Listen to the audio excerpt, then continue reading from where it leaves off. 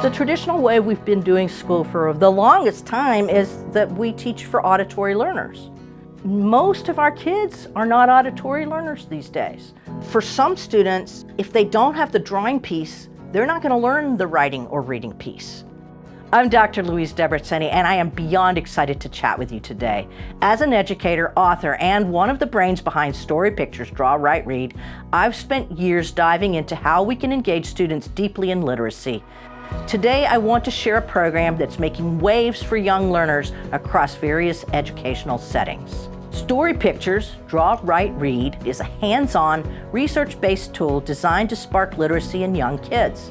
Picture this: 24 beautifully illustrated scenes, each one rich with storytelling possibilities.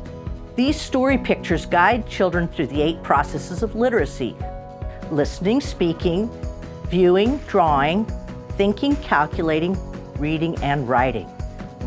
The best part? It's all done in a fun, natural way that gets kids pumped about creating stories, and before you know it, they're strengthening their reading and writing abilities as well. Kids are wired for storytelling. It's how they make sense of the world. When we hand them the tools to express their stories through drawing, writing, and speaking, they become active participants in their own literacy journey.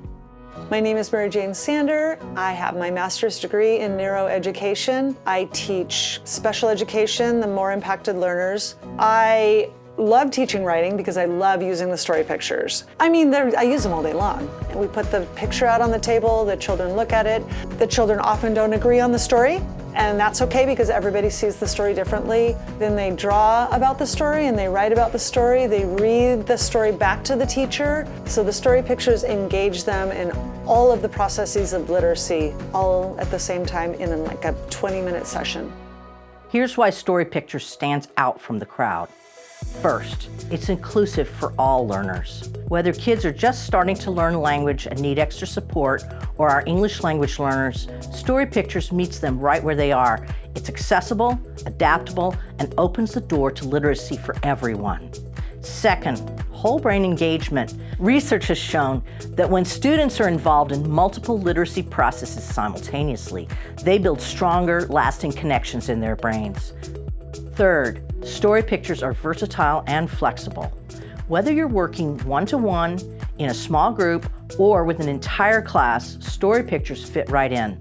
They work in general education, special education, and even biliteracy settings. I work with students all over the country, and this method is incredibly successful with my neurodiverse and visual learning students. It can be used with typically developing students aged 3 to 7 years old, or anyone at that level of cognitive function. I love to use the story pictures as a pre and post assessment for language. I use them in September, and then I use them again in June to see how much language the children have gained over the year.